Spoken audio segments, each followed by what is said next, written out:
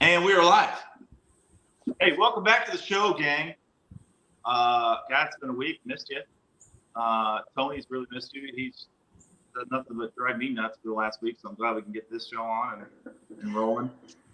His three favorite states are Alaska, Hawaii, and Guam. And one of those isn't a state, but I was testing you and you passed. So, but he loves the international, but not international. It's actually domestic ocean freight. Or is it? Is that the way you describe it? Yeah, because they're throwing on some things from other places, And how many times, we'll get into Somalian pirates. We'll get into all of it. Okay. So what I want to talk about, though, first off, is, my screen's a little bit smaller today, too. I've been going for my phone lately. Just kind of bootstrapping it, just getting it so handy, all right? But it's our tech budget. Our tech budget was cut due to the market downturn. Yeah. So I had somebody reach out to me before the show, and I'm extremely grateful for like the following we've had and the people that tune in and watch us, and we try to keep it real. And Tony's been not only a great mentor, but he's at this point probably my best friend. And so it's one of those things where you find somebody that tells you what you don't want to hear when you need to hear it, and you find somebody that you've got a shipment you're moving for somebody else, and you call him and he says, hey, no, do this. Those are things, he'll call me and ask me questions. And I, like I said, I've only been in this 10 years, but, I just want to say I'm grateful for everybody and all the opportunities we've had. Tony, give a shit. He's only worried about the fact that his dynamic blue balloon. I am not being solicited. I'm not currently taking solicitations right now. He's a good kid. But anyway, so I want to start off with that. Likewise. Hey, likewise. I am absolutely grateful. We've been doing this off and on for like 3 years, and it's been a lot of fun. Even when we weren't doing it, it was still fun. To tell people. I remember telling my boss, I'm like, he goes, you really like shipping stuff, don't you? I was like, dude, I have a podcast about this. And he was like, what? You have a podcast? I was like, yeah. He goes, about what? I was like, logistics and stuff. He was like, oh my gosh, I love you. I don't even think my family knows, because like I'm around my dad and like I love it so much that I'll see something and I'll bring it up. He's like, oh, no, we're not talking about work. Well, it's not work. I'm just telling you why the supply chain has affected this, like what we just saw or whatever. You know what I mean? Oh yeah. I don't ever bring that up. Like my family doesn't know. Like my dad doesn't know. When I switched jobs recently, he's like, I'd probably just try to, look for something outside the logistics field and this. And I'm like, Dad, I don't think you understand. Like, you know what I mean? But like, it's your dad. You don't want to be like, I've got some clout. I've got a lot of experience. I've done a lot of things. Like, you explain those things to me, you stick your bullshit in them. So it's like, that's hilarious. I don't even tell him. I'm just like, yeah, I just work hard. So I did this. I've done that quite a bit. People don't understand what it is that you do. I just tell them now, I just run a fleet of trucks. It's just easier saying that. But There's so much more to it. And I think the biggest thing that I do is try and build people. What is their next step? And when you do that, you start becoming an exporter of talent or elsewhere. You're going in and out, Tony. The Elkhart internet. Have that mouse back on the wheel. Am I live? Or are you live? You're live. You're going in and out. Oh my gosh. When you do that, you become an exporter of talent. They realize that people can fulfill their dream and they go to their next step, and it's awesome. Yeah. So I was really confused one time when I was at the steel company and I was shipping this coil in a 20-foot container to Puerto Rico. And I did not know what the heck I was doing, and I had to make customs documents, and that was my very first shipment. Tony, I'm gonna cut you off. I started in with a thing. I didn't have a very good segue. That's my fault. But what I want to do, Monica Thornton with ship or ocean. Wait, see, I can't look at my phone. It's say, who are you with? Okay, Monica, I know who you're with. How about you introduce yourself, Monica? Monica, introduce yourself. Tell us. Rescue him. Yeah, I don't have anything to compare to here. No, you're good. With Seawide Express, We handle Hawaii, Guam, Alaska. What about Puerto Rico? Well, our parent company actually has a division that handles Puerto Rico, that's separate of Seawide. So, and Puerto Rico, you started to explain your experience with that. That's a little bit different than shipping to Hawaii or Alaska. Well, it was also 20 years ago, so I'm sure it's different now too. It probably really isn't. No. I have shipped a lot of stuff to Australia, Italy. What about Guam? Tell us about Guam. Yeah, I am really interested in this. I have followed you for a long time, and it's intriguing, but I haven't really gone down the rabbit hole to like find the details out. So I'm going to have a ton of questions. So Guam near Grenada? Is it Grenada? I don't know. My grandpa was in Grenada or something. He always used to tell war stories. Isn't it down that way? Am I wrong? I'm not. I know where Guam is. I can't say that I know where that is. Grenada might not be a country anymore because of that war. Who knows? My grandpa may have shut it down. But go ahead. Well, shipping to Guam's not the same as shipping to Alaska or Hawaii. So, earlier you were talking about, is it domestic? Is it international? Hawaii and Alaska generally get put into the international category because it's got to get on a plane or a boat, right? But they're both U.S. states, so they're actually no different than shipping between any other two states. Mm-hmm. Aside from the fact that it does get put into an ocean container. But Guam, on the other hand, is international. Yes. Is that a U.S.? Don't we have like Puerto Rico? It's like a U.S. claimed something. A U.S. territory. Territory? Yeah. Yeah. I haven't been to Guam. I actually would like to go to Guam just so that I can say that I've been there and add a little bit more expertise, I guess, to my resume. Mm-hmm. There's not a lot there, mostly military. Yeah. That's a whole nother set of logistics too. Yeah. Is that what you ship? Is that what you find you ship there quite often to Guam? Is military stuff? I would say probably about 3/4 of what ships there is military. Mm-hmm. There's you get everything shipping there. You have people trying to ship furniture. Generally we kind of have the advantage. We can go online to a retailer and order a couch or something, and they'll ship it to us, right? But people that are in Alaska, Hawaii, Guam, they go online and there's always that little disclaimer that says, no shipping to Hawaii, Alaska, or U.S. territories. So there's all kinds of stuff that gets shipped to these points. That's so a great you do point. It anyways. When I was doing some military freight, it was funny. Like a lot of the stuff we ran into bases, I had specialized stuff at one point. Was even moving some like Bradley fighting vehicles and shit. That was really cool. But most of the stuff was like, stuff for families that were moving on the base or off of base, or the plastic trays for provisions and food, and things like that. And it was like there's so much more that goes into that. It's like shipping to another community, right? To another large, like a city basically, in which you've got people that live there and they're moving in and out, and it's not as much just you're not like just loading up bombs and guns and tanks and stuff. Yeah, you definitely get a little bit more specific for each of those points as to what they're shipping. In Guam, you see a lot of things going to the base, and it could be the office goods for the base, computers. They're remodeling things, so it's not necessarily what you typically think of for government freight. But then when you look at somewhere like Hawaii, you have a tourism-based industry there, so there's a lot of things that go to the hotels and the stores there.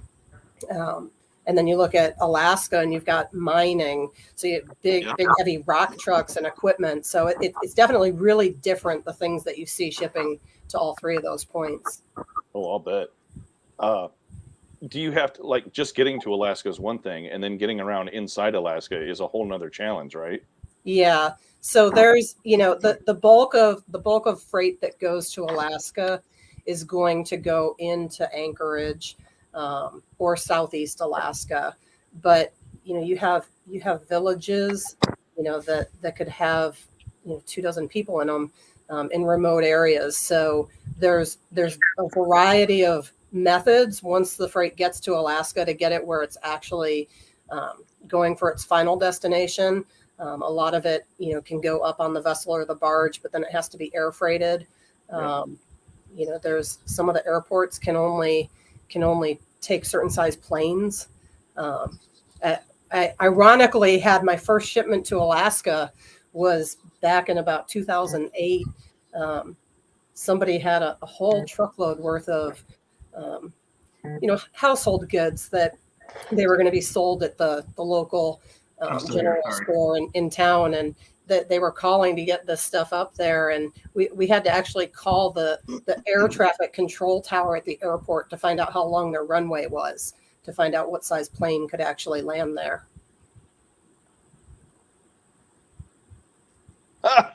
That's awesome. Those are some logistics problems that I'll bet you 99.9% of the normal brokerage people will never, ever come across. So what's funny is about that story, I was sitting at my desk and my coworker at the time, Adam, was next to me. And I said, Adam, I need your help. I said, I'm trying to find out about the runway. And I said, I need you to make another call. And so he called up and he called the city hall office that was there. And the girl that was working the control tower for the airport was also answering the phone for the town. And so we all of a sudden noticed that I would get on hold and get put on hold, and then he would be talking, and then he would get put on hold, and then I would be talking. And I leaned over and I said, who are you talking to? And he says the name of the person, and I said, that's who I'm talking to. So some of these villages, there's people that wear many hats at one time.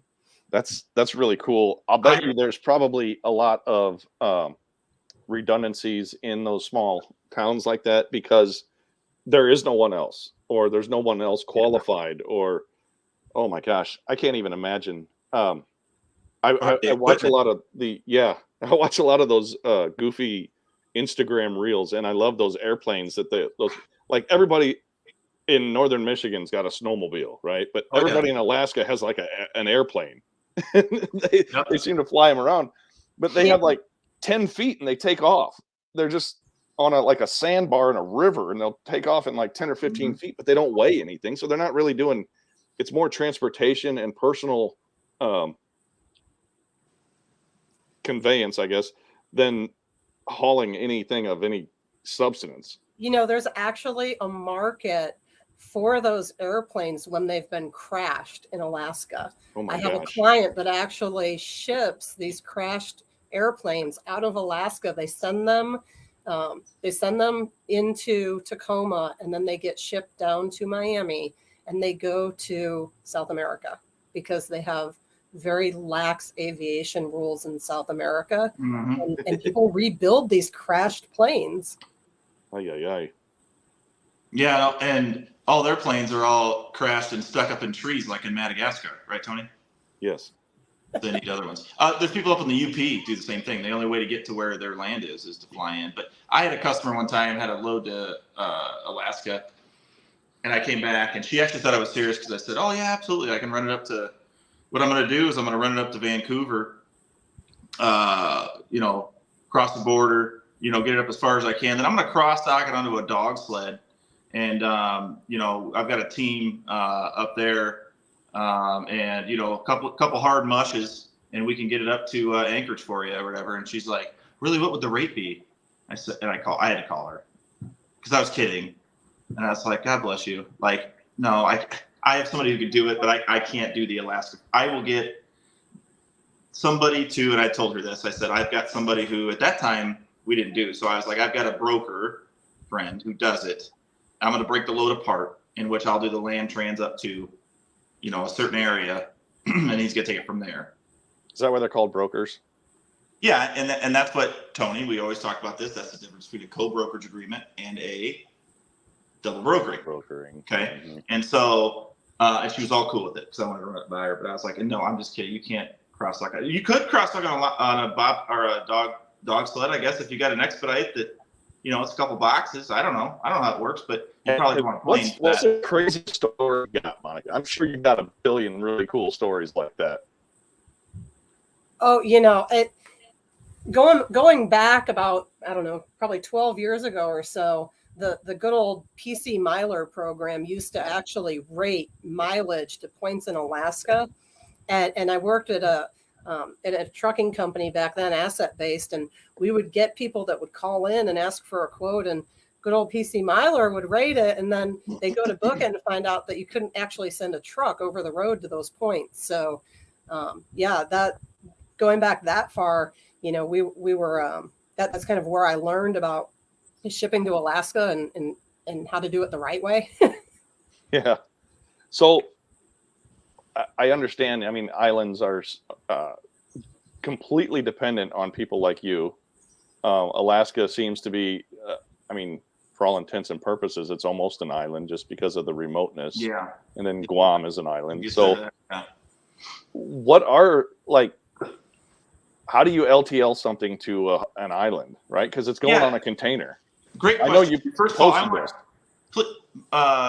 Go ahead and define exactly what you do, because I was looking at your LinkedIn profile, and there's a lot of different things, when it comes to ocean and domestic ocean freight stuff. And it looked like a lot of it was LTL consolidation, right? Right. And things like that. So leading in what Tony's asking, what is it exactly that you do that you specialize in, and then right into Tony's question on how that works. So we operate terminals in Los Angeles and Tacoma, and we receive in small parcel LTL freight. Sometimes we receive in truckloads and we swing them, for dedicated container freight. But we're taking in basically LTL shipments, and then we load ocean containers with all of these mixed shipments of anything and everything. Right. And we then send the containers over, deconsolidate them, and then schedule the final deliveries. So in the end, it's just like if you shipped a pallet from Atlanta to Cleveland, right? It's the same kind of process. Right. But we're receiving in these shipments from shippers directly. We receive in from third-party logistics companies, brokers, and the LTL carriers too, because most of the LTL carriers don't actually service these points. Right. So a lot of people that'll do something like log into a carrier's portal or into a TMS system, and they drop in their zip codes and their freight details, and it produces rates for one carrier or multiple carriers. The majority of the time, most of those carriers are handing off to people like us. So, and because when you put that data right into your computer and it produces a rate, you assume you're getting a rate for the service that you asked for, but it doesn't tell you, that it's going to be interlined, really, which is the reality. Yeah. So what does it take? I guess it opens up a lot of doors for you, then, right? Question on top of that. Well, hold on, Teach. Well, you're breaking it out. We couldn't hear you. Still can't hear you. Hello? Oh, okay. So God bless him. So what does it take? So you've got a lot of doors opened up for you there then, right? I mean, you're looking at LTL carriers coming to you to help with things and we always talk about, finding your niche. I really feel as though this is a niche you just find. You can't just come in and be like, I really want to do this. What gets you into it? Not only what gets you into it, but then, how long does it take? How hard is it really to grasp and move forward? Because this is a niche that's a lot different than what a lot of, it's not like just running OD stuff or expedites or anything like that. It's a different type of niche. It is. I mean, there's a lot of services that we provide that kind of go beyond your traditional LTL type shipment. So we have clients that we may receive all of their small parcel freight, right? And so we receive in, dozens or hundreds of packages, and we palletize them and send them out once or twice a week for them. helping to save them money on all those individual shipments there. But then we have other clients that we may receive in their truckload freight in volume, where we're then sending it out, as we have space available, just, breaking it down. Yeah. Keeping the flow of the product coming out to them. There's all different kinds of ways that we can help customers with the freight that they have going to these points. And that's true to logistics, because there's people say, I'm in logistics, and they get in, they're, entry level. God, you have to start somewhere, right? But, I'm in logistics, but you just come in, you see a load on the screen, right? You see a truck on the screen, you call it, you book it, you pair it, and you move on. But this is something where it's like, hey, we've got truckloads coming that we're breaking down and sending to keep the flow going. We've got, LTL shipments that were coming in from all these different customers that were consolidating. We've got other LTL companies getting a hold of us. I'm sure you've got other brokers that get a hold of you saying, hey, I've got this. Can you help me with this? It's a whole different ball game when you really got to sit down and use your brain and break it down. There's for the different types of customers that we have in the logistics market, it's, I never kind of put down who someone calls. For a particular shipper, it may work best for them to call an LTL carrier that actually loads ocean containers and services these markets. Mm-hmm. That might be the best route for them. Or it may be better for them to utilize a third-party logistics company where they have the representatives of that company, to kind of bank on their expertise in how to properly route their freight. So, you've got brokers, you've got third parties, you've got asset-based carriers, non-asset-based, and every shipper is different for what really works for them. Right. So there's no real right or wrong answer for who to call. I never tell anyone, you shouldn't go and get a rate, in your TMS system. By all means do that, but know what it is that you're actually looking at there, because if you're just going by the least expensive rate that's in there, you might be giving it to a carrier that's handing off to somebody else. And then you lose your visibility and you lose some of the communication, that can happen better when you work with somebody directly. But it's different for everybody. What is the kind of the right answer for who to call? A lot of times we see people that they just don't know who to call, right? So maybe they have a broker that they use, or they have a third party rep, and they call someone up, and sometimes that person doesn't know who to call, So you guys talk a lot on LinkedIn about double brokering. That's like the hot topic every day there. But I'm not over it. Yeah. I had one shipment at Seawide that was 7 people deep, 7 different companies. So a shipper actually called a broker, and a broker called an LTL carrier that called a third party that called another third party. And it was 7 deep by the time it got to us. Holy moly. The telephone game you play when you're a kid, you sit in a circle and you whisper in the ear. By the time it went through all 7 people, the message wasn't what it started, that can just be really, really frustrating when you come across the people that don't know who to call, and that happens. And one of our biggest goals at Seawide is to try to simplify the process and make it easy, because it really is easy to ship to these points. Yeah. So are you a domestic freight forwarder, or are you a broker? Are you a third party logistics provider? How do you even classify yourself then? So we are a domestic ocean freight consolidator, and the requirement for that legally is, you can operate under a freight forwarding license. So, and that's what we do. I get a lot of people that say, oh, well, I'm a freight forwarder too. And I'm like, well, there's freight forwarders that handle freight, and there's freight forwarders that, push paperwork. So, right. We're a little bit different when it comes to that, because we actually do handle freight. Man, what a cool, unique niche. And you're like the only person I know on LinkedIn that does just this, which is really cool. And I've been fascinated and been following you for a long time just because I find it interesting, and it's just fun to I love your posts. You've been like one of my favorite follows. I appreciate that. You know, see Hey, little why dude. What's he doing? he's coming to check out what you Is guys he are gonna book doing. some freight when he gets older? I hope not. Hey, buddy. Hey, dude.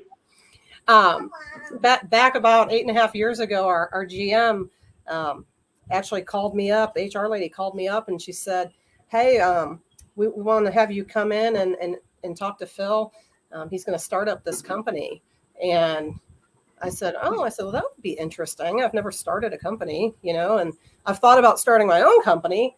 So I said, "Yeah," I said, "I'll talk to you." And we went and sat down for some coffee and he explained to me the plan. And I said, "Yeah, this would be pretty cool." So, you know, I've been here since day one.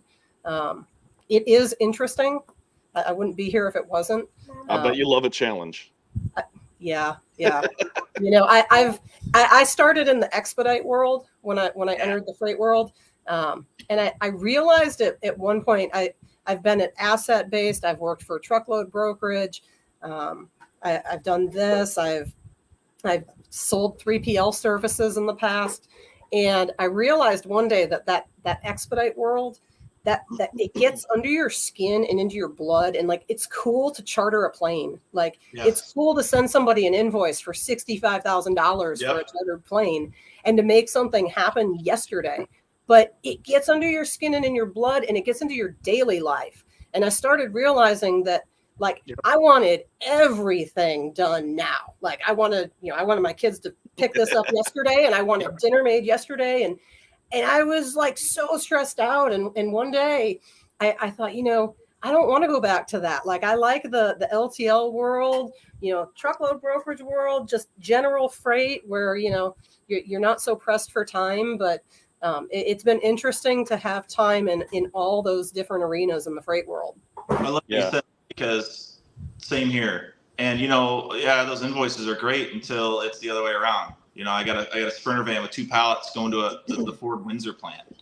You know, I mean, you shut that thing down. We all know how much that costs now. You are exactly right. Now I'm paying. Now it's 1 a.m. and I'm paying $15,000 for a plane to pick up 2 pallets and get it there before the protect time. You know, we took a call one time for a Toyota plant being shut down. Yep. And I went back and I pulled the call record, and one of the reps at the company I worked at had gotten the call to send the truck in, because, you know, there's no storage and warehousing going on. They're sending the raw material into the plants as they need it. And the person took the call and they forgot to hit the save button for the shipment. So they never actually booked the shipment. And it was our fault that Toyota was shut down.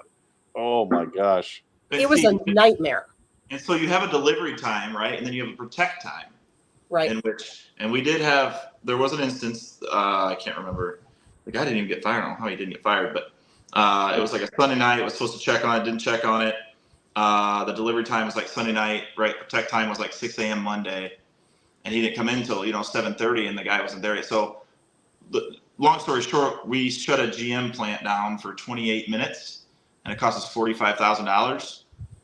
And that's not even as expensive as that Windsor plant for Ford is crazy. But, and again, there's times I've got, it's been like you said, it's been 1 a.m. and it gets addicting when you're younger. I think but it's, you learn things from it. I would get on at 1 a.m. and I'd book a Sprinter van or a small straight from Detroit to Lansing, with 86 miles, something like that, for $4,500, go cover it for $2,800. It's a box of bolts that's got to get there though, or it's going to shut the line down, and so you get that adrenaline rush. You don't sleep well. It lives with you, but there's margin there. And you do learn a lot, because these companies that are giving you that freight are all over you. I mean, they're calling you every 10 minutes. They want to know where that truck is. I mean, you got to have a good track and trace, but it wears on you.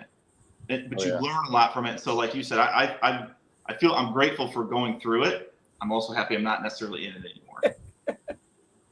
You both can have that, because I've been on the side where we're paying that $34,000 for a jet. When we first started, I remember we were really trying to grow the company, our brokerage checks. We had a lot of assets, and there was 3 of us that were booking these loads for Expeditors, and we were just doing a ton just a ton. And I remember it was like 1 a.m. one time, and like it's like we're on like a 3-way call, and one of my buddies that was where he's like almost crying, like, "Stop taking freight, like Derek, stop taking loads." He's like, "No, well, I just saw him out or whatever." And I'm going, "No, I'll keep taking." He's like, "Dude, my wife's gonna divorce me. I can't sleep. My kids, like, stop. It's 1 a.m, dude. Like, we get it all day. And that was, I think, 2018 when that boom hit, you know, and everything was just blasting out. And it was like, that was when I really, after that, I mean, like, we had a lot of fun with it, but then it was like, man, it was a blur. And I don't even, I didn't take care of myself. You know, it was just one of those things when things are moving too, especially, it's just sitting right in front of you. You know, it's hard not to say yes. Right, Tony? Yeah. Is he frozen again? I swear he probably. There you are. Can you hear me? Gotcha. Stupid frozen. I hate my internet. Okay. What do you got? Can you hear me? Did you have a question? Nothing. I want to know why Xfinity has to always be working on their lines at my house. No, really. How does it work with like hazmat? I mean, I know like you said computer stuff to Guam. How does that work? I mean, you're not consolidating at that point because you have there's stuff you can't mix, right? So yeah. So we move hazmat. We move pretty much anything other than, you know, the really bad hazmats, you know. Right. So like toxic waste and, you know, things like that. Lithium batteries are everywhere now. Oh gosh, yeah, and you know the vessels don't want them. You know, you see all these news articles about these ships that are on fire at sea, and they've always got one of two things. They either have electric vehicles or they have lithium batteries. You know, contain lithium batteries. That's actually an interesting topic of discussion that I've been having with some of my contacts in the Hawaii and Alaska markets over the last few months, because one of the things that I think people forget about is that's great when you have these new items to ship over, but in Hawaii in particular, they don't have landfills there, right? Right. So they don't manufacture much there other than coffee and alcohol. You know, they rely on everything to come in for the most part there, and then they also ship dunnage back, right? Because there's nowhere for them to discard of the volumes of trash and materials. So when you have these new items shipping over is one thing, but then you have the disposal of them. And so a lot of times you have had someone call me and ask me to ship a car from Guam back to California that had been in an accident. Well, it had been in an accident and it compromised the battery. So, I mean, who wants that, right? Nobody wants to have that on their ship. So it does become difficult with the lithium batteries in particular. It's an ongoing discussion because some of the vessels will not actually accept some of the battery materials that people are wanting to send out. But we do ship all kinds of hazmat, and we're very careful to not mix. We call it hazmats that don't play well together. So as they're loading containers, we have, let's say we're going to ship out 25 containers to Hawaii. So maybe 20 of them are going to go to the island of Oahu. So you can have different hazmats across those as you need to keep them separated. We ship to the outer islands as well. So, if maybe there's one container going to Kauai, and if there's 3 different hazmats that can't go together, then, it might have to wait till another time. That's just the reality of trying to ship that kind of thing. And some things aren't hazmat when you put it in a truck, but they are when you put it on a boat. That was my next question. Is there different hazmats for a vessel than there is on the road? Yeah. And that can, sometimes that can trigger people, they're so used to shipping it on a regular basis. And then we try to explain that you can't put that on the boat, or you can't put that on the plane. Right. So, I had a customer about a year ago that we were going to send some freight between the islands via air to get it to a location that needed the material there and couldn't wait for it to come by ocean. And they had their they had electronics that had batteries, and I said, you can't put that on the plane. It's a passenger plane. I'm not going to be responsible when I hear that a passenger plane went down because these batteries were in there. But they said, well, we do it all the time. And I thought, don't tell me that, it can be difficult, depending on the amount of hazardous goods that come in at any given time. But our team is very cautious of it.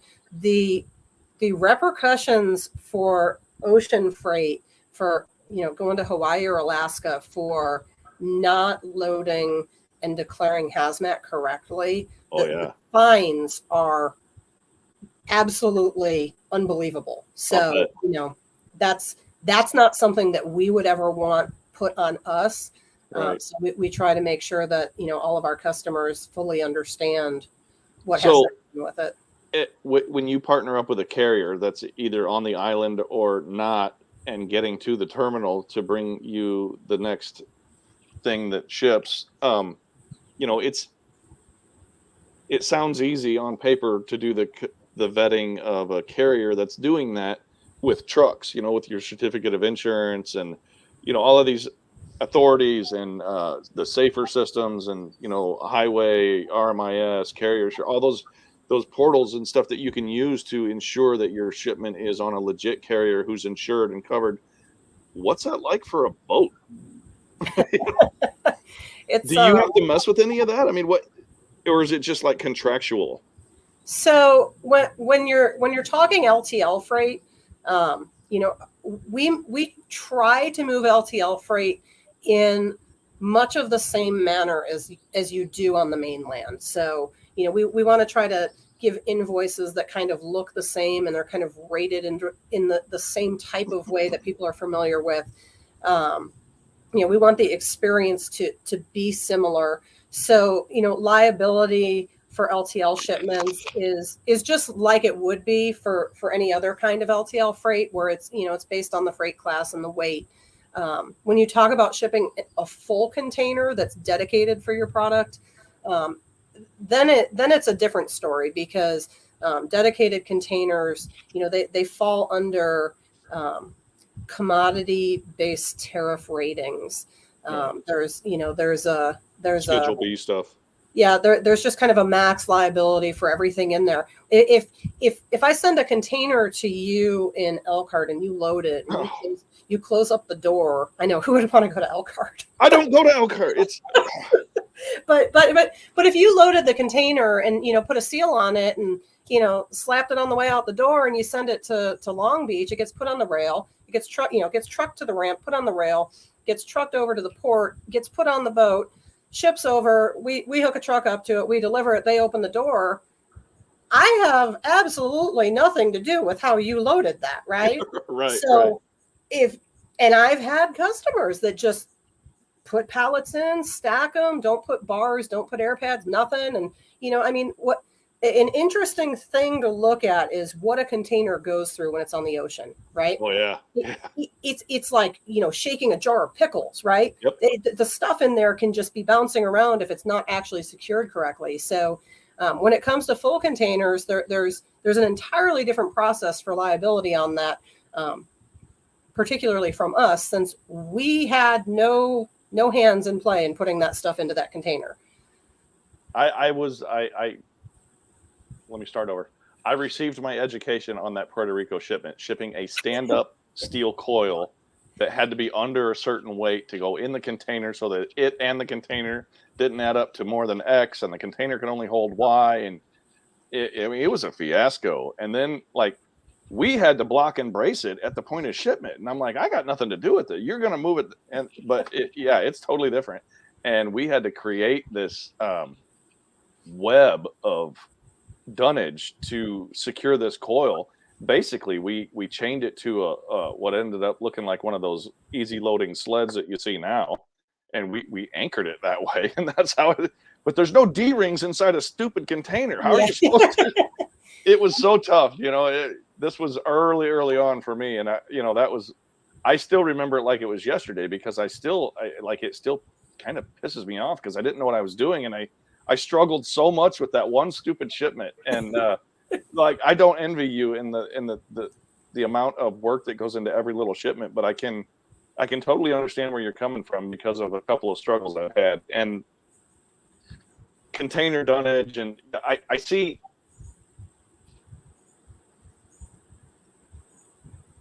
There I go again. Sorry.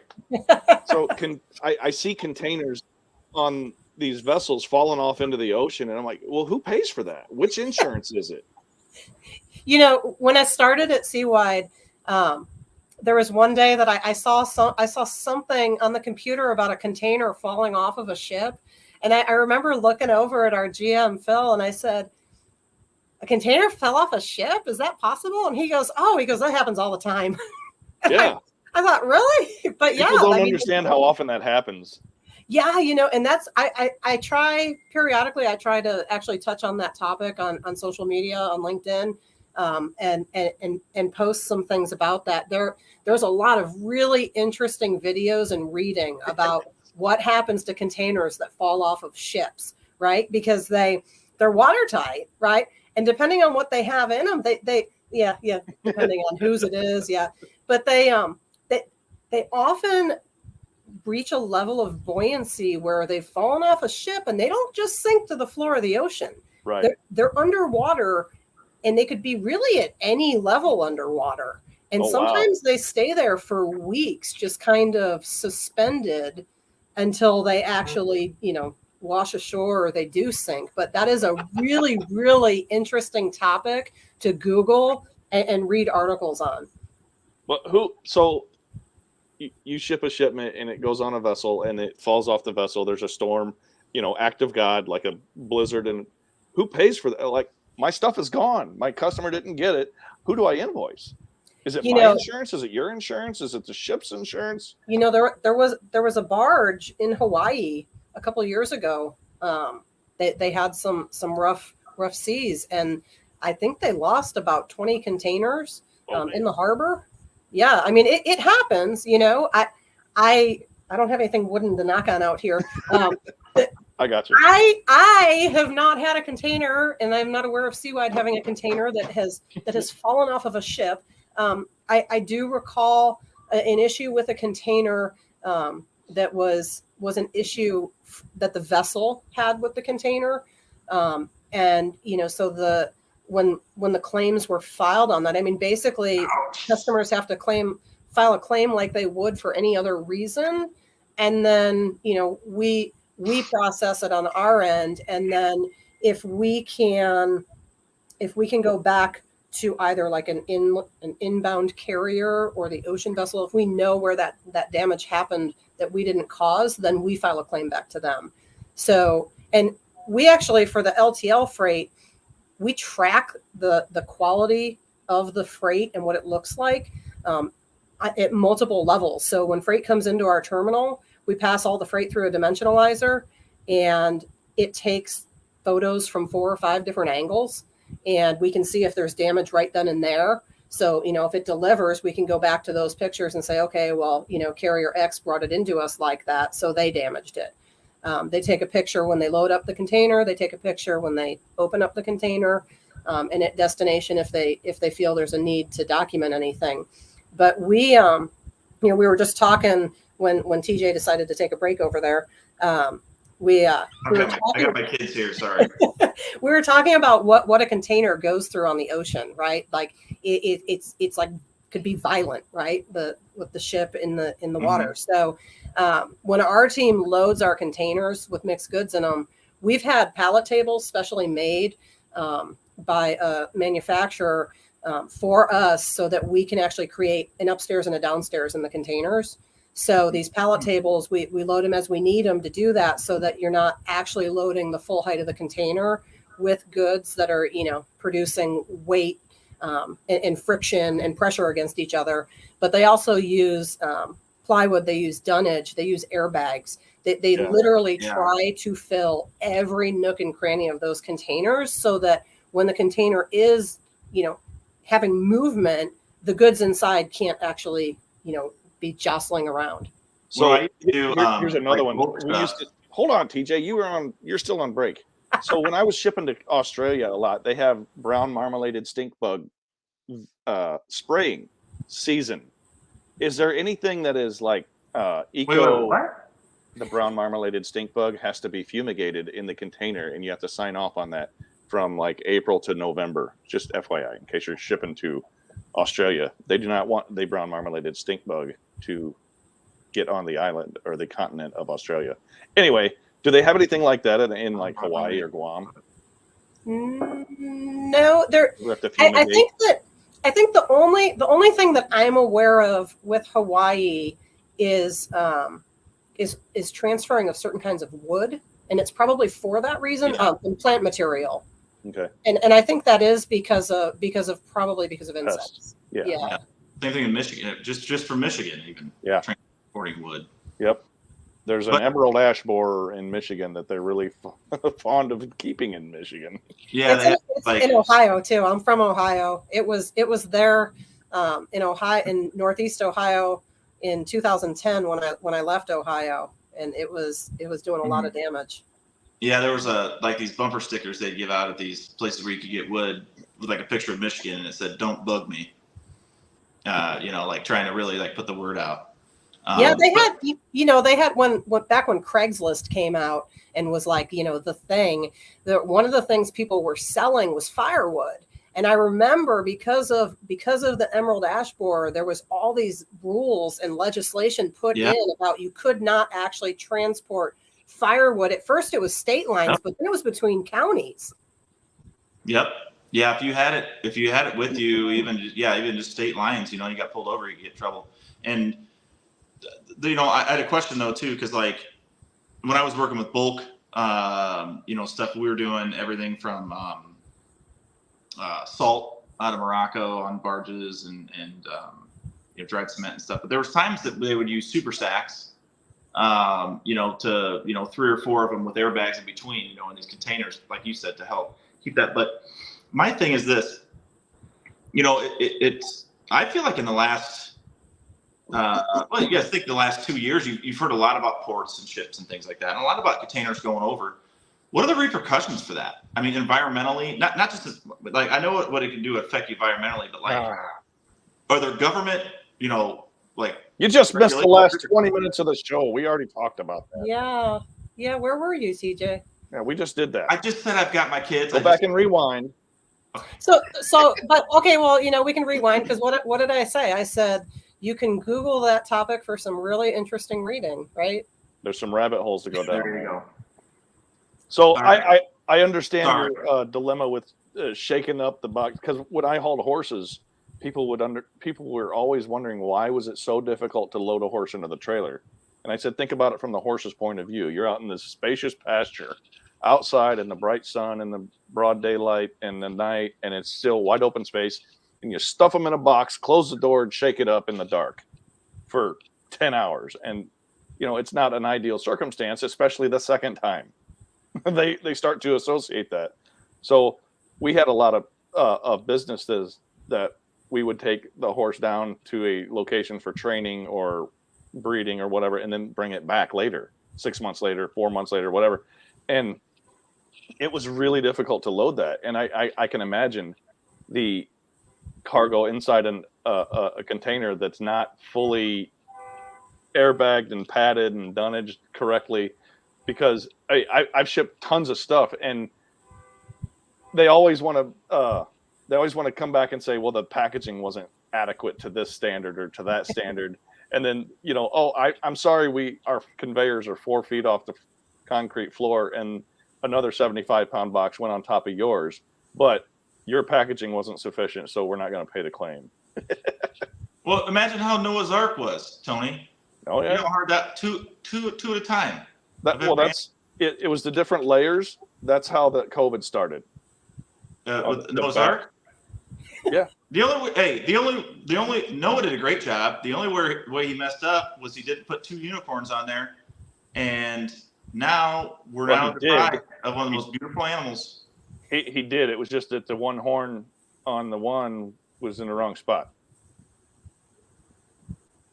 Okay.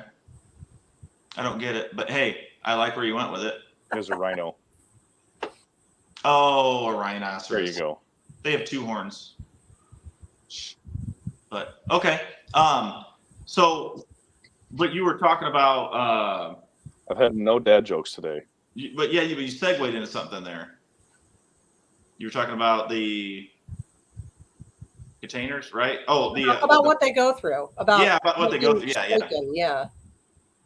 Yeah. And how much of that do you deal with, or how picky are? Because I've heard that a lot about LTL. I've never really got too much involved in LTL because it just always seems like a pain in the butt, and margins aren't as crazy as good as you think unless you have something set up to help you.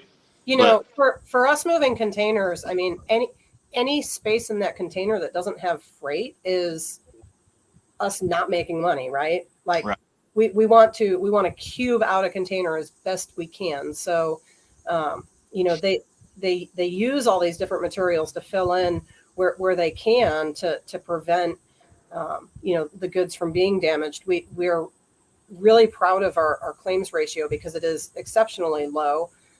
But part of that is after operating for a few years, one of the things that we recognized was that having these pallet tables made to the specs that we wanted them would help. So not everybody uses those.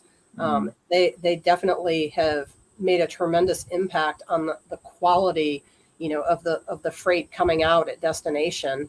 But that's also, our team. So, at the end of the day, the quality of packing those containers comes from the people that work on our docks, and they are all experienced in the market doing this. If they're not, our team trains them, the right way and to understand how to do this correctly. So it's, if you don't have the right team loading the containers and having the care for the freight to actually reach the destination the way that it got put in there, that's your make it or break it right there is your team. So you're saying, when you look at freight in general, there's always a way to set yourself apart, whether it's service or quality or whatever it is. But you're saying there's a lot of LTL, like what Tony touched on, that can use the shipper who packaged it as an excuse when they don't have the type of dock workers you have, or the structure, or the put the effort in that you guys do to make sure that it's quality. You're going to run into that stuff, but at the same time, it takes a lot of effort to make sure that doesn't happen. Compared to, I think, some companies. Is that correct? Is that what you're saying? Yeah, I mean, if I'm sure you guys have probably, you've been on a freight dock, you've seen carriers, coming in and out, and right. I went out. I had the privilege years ago out in Salt Lake City to go into the old Dominion facility there. Huge facility. And, for me, they've always been one of the better carriers in the industry. That, their price is a little bit more, but you get a better quality. And to watch them actually transferring the freight between these trucks at the terminal and how they handled it, was a lot different than some of the other LTL carriers whose terminals I've also been in. So, everybody has good employees. Some people show up for a paycheck. Some people show up and they want to do a good job and take pride in their work. I think one of the things for Seawide is that there are a lot of people on our team that have been here from the beginning. When we started the company, we started the company from nothing. So we were sitting in, administrative office, writing tariffs and pricing and finding an operating system and doing all of that stuff. And there was a day that Phil literally looked at me and said, "Hey," he goes, "we got an operating system, we got pricing, we got a tariff." He goes, "Now we need some freight. Go find some freight, Monica." And so we hired a sales guy, and he started to find freight. And as we grew, we have a lot of people that have been here, just like I have for my beginning. They've been here for the beginning of what they do. So, we have our first salesperson, and he's still here, and he takes great pride in working for us because he helped build the business. And then that's awesome. We have our West Coast terminal manager. he was the first guy over there. Like when we started, Phil left me in Atlanta and he went to LA and he loaded containers. He's the general manager of our company. He's a seasoned veteran of the LTL world, the freight world, at an executive level, and he's out there loading containers. What he had to do. We did what we had to do. I quoted people, I booked shipments, I dispatched, I invoiced you, I paid our invoices, and he loaded containers, and we hired this, and I'll say kid, because it's been 8.5 years, but we hired this guy, and he got this opportunity. We always said it, the opportunity is for you to choose if you want to come into a new company, and down the road, you're going to be the seasoned veteran, right? Because you came in the beginning. Yep. So, he's still there. Like there's so there since the beginning of their terminal or their office. And they take pride in what they do, probably more so than the average person does at their company, because we've all founded it. It's like our baby. So sense of ownership. It's important to us. We all thrive on having a good reputation in the industry. There haven't been many new companies that do what we do that have actually made it in the past 10, 15, maybe even 20 years. So, we never knew if it would work or not. That was kind of always what our GM would say, we don't know if this is going to work. We might fall flat on our face. We don't know. But we didn't, people wanted another option. People have enjoyed having another option. Well, and not only that, but it's like, I can just tell the way you're talking about the pride. I've been involved in that, and it really is. And to end this discussion, because we could go all night, but it comes down to the same thing every time. It comes down to, you're going to pay a little bit more, for a smaller company. You maybe get a cheaper rate from a bigger company, but they tend to lose that culture. Then you look at the bigger companies and see who's done a good job, at least trying to, like an Old Dominion or somebody, doing a pretty good job of, but you're always going to pay more for that because of, what they have, how much time they put into it and the extra care they do. And some people don't understand how much that matters. And, when you said that there's companies that have come in that try to do the same thing that didn't make it, how many of those executives, those guys, there's a lot of people that get to that level and they say, oh, I'm here. I'm finally here. I'm going to put my feet up. How many are leaving and go out and load containers? Yeah, our sales guy in LA, he, when it was one guy on the dock and one sales guy over there, what happens when somebody gets sick when you're a new company? So, our sales guy, he, just like I wore hats on the admin side, our sales guy would load containers. Mm-hmm. I remember one time he broke down somebody's freight, right? There were like these really lightweight boxes. And so he broke it down and he stacked them up as top freight. And then when it got to Hawaii, they were damaged, of course, right? So his customer sends this email and he says, well, who's the schmuck that broke down the freight? And I was like, it was you. You did it. You damaged your customer's freight, right? But we learn through our mistakes, and when you dive into roles that aren't your regular role, sometimes you do learn things the hard way. But that's part of why we're successful. Is our team is always ready to dive in to help do any task that we need to get done. On that note, I hope this works. I hope this works. I hope this is going to work. But a GM, what he doesn't understand is that what he's doing, those things he's doing that other GMs don't do, is why it's going to work. Right. And he's leading by example. That servant leader is key. Tony does it. Tony gets in the forklift. Yeah, they don't like me on the forklift. I'm not very good, but I loaded a truck today. Anyway, on that same note, we've talked about Alaska, we've talked about Guam, and now we've talked a little bit about Hawaii, but Hawaii's in the news. Tell us about the fires and what's going on. It's definitely one of the most devastating natural disasters I think that the United States has seen. It's the culture there is so strong. When you look back at COVID, there were these regulations with a lot of the Pacific Islands where they didn't lift these bans for many, many months. And it went on. I mean, I had containers in places like Palau where the containers, they couldn't fly anybody in or out, 8 months after the fact when everybody else is doing business. But these cultures are such strong cultures. They don't want anything to, to happen to, negate their culture. You don't want COVID to wipe out an entire population in one country. And in Hawaii, Lahaina is one of the most historic areas in Hawaii. There's buildings there that were burned that were 100, almost 200 years old. That there's families that were living in these houses where they're multi-generational, right? There's a much different aspect to family in Hawaii than there is where I live here in Atlanta, right? So, you have people who have their parents living with them, their grandparents, their children. So, there could be, 10, 12, 15 people in these houses, and these houses were all really, really close together. And, so that's part of the issue there is just how close, all of this was. A lot of wooden structures.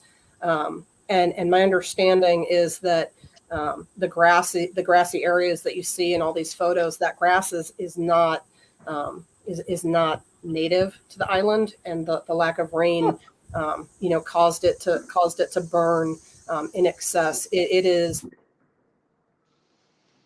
we have coworkers in Hawaii. We have people at the terminals. We have salespeople. We have customers. We have vendors, and everybody knows somebody directly affected by this.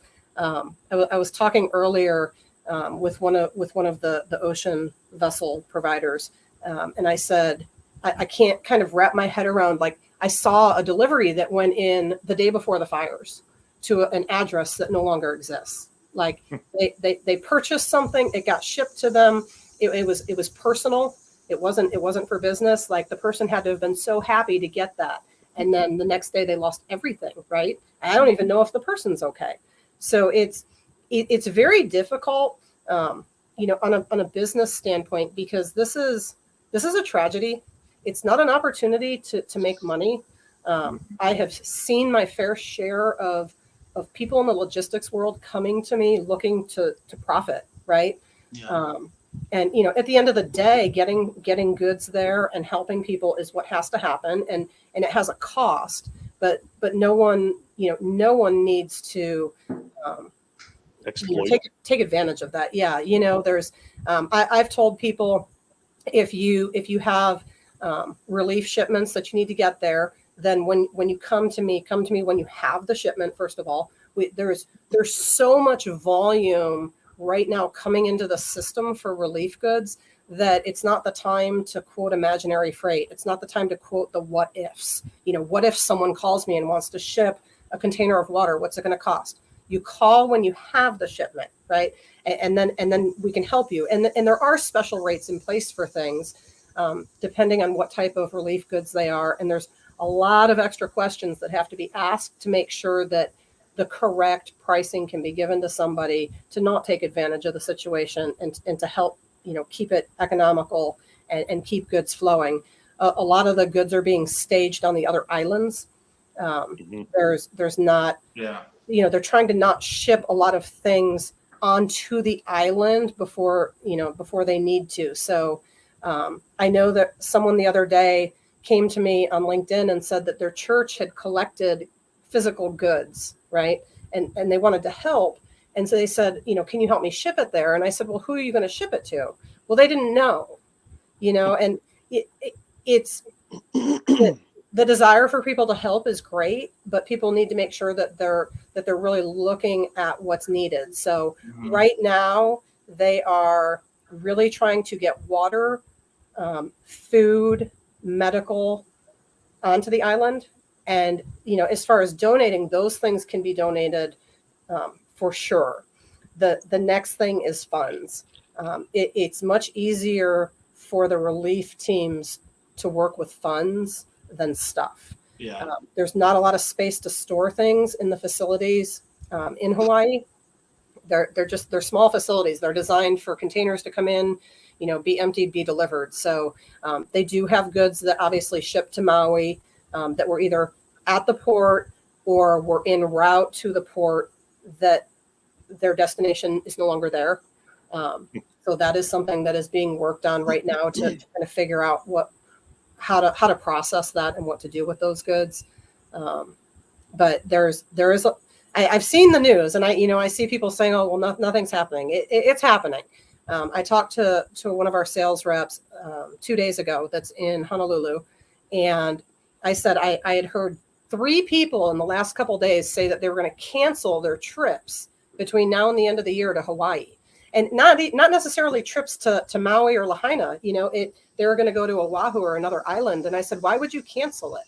Like, they need your money in the economy there. Don't cancel. Don't stop doing business. We're talking about a very specific area on one island, but the remainder of the island and the other islands, they're open for business. People need to work, right? And so the relief work is happening. It's definitely a big project, but it is happening, and people should continue to support the businesses there. I try to share on LinkedIn when I see organizations that people can donate to or opportunities.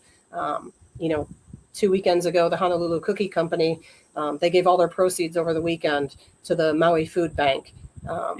So you could order some awesome cookies, right? And also help. So there's all kinds of really great things you can do. And, the cookie company lost a location and they were raising money for other people. Mm-hmm. So, there's a lot of ways people can help. Just make sure that you know what you're doing, And how crazy is it to think about fires on a piece of land that is surrounded by water in a tropical climate?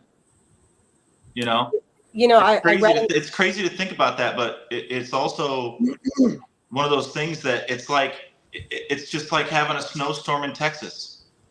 You're not ready for it. You don't have the equipment. You don't have your houses aren't built for it. There's not the fire lines aren't there. Like the things that normally would be in a, and you can see they can barely control them like in California are not there. And so when it does happen, it is tragic because they just don't have anything ready or prepared to be able to fight it or do anything with it. The fire was so intense that it burned boats that were on docks in the ocean. I mean, that it takes a lot to get to that extent. I read articles about people who had boats going out down the coast, in the days of the fire, rescuing people. And they talk about how, we see the death toll changing, and then we see how many people are still missing. We're pretty far out from the last day of the fires, before it was pretty much contained to have the number of people missing be so high. But I was reading about these boats, I read a story about a 5-year-old child being plucked out of the water. I mean, imagine the only thing that you could do was jump into the ocean. It's heartbreaking. I keep hoping and praying to see that number of missing people come down. But we can only wait to see what happens. You want to talk about a fire line? A lot of times there's sand, beach, rocks, but that's how intense that fire is, to where you still got to get in the ocean. You know what I mean? Like that doesn't even slow it down. Yeah. So all right, prayers go out to everybody out there, and thanks for all you guys do to help and keep the awareness up. And like she said, guys, if you're going to donate funds that can go to shipping. Go to on top of water and things like that with people that have resources that are close so they can get it done. Everybody's got a good heart, even if you are. You know what? At the end of the day, if you collected physical goods at a church, bless your heart for that. But all she's saying and what we're saying is just, hey, let's try to look at it from that standpoint of let's really try to get to them with something that connected a little easier. So if you guys aren't following Monica, I know that is through educating and letting people know. Yep. And if you're not following Monica on LinkedIn, go follow her. She's a great follow and has a lot of information, and she can be the point of contact if you're looking for actual physical shipments that are ready to go, not theoretical and quoting. So and if you know it has been awesome to actually get to talk to you. Anybody that knows a good internet provider might want to. I was just going to say, and anybody who provides solid internet, please go follow Tony on LinkedIn. Seriously. And help that brother out.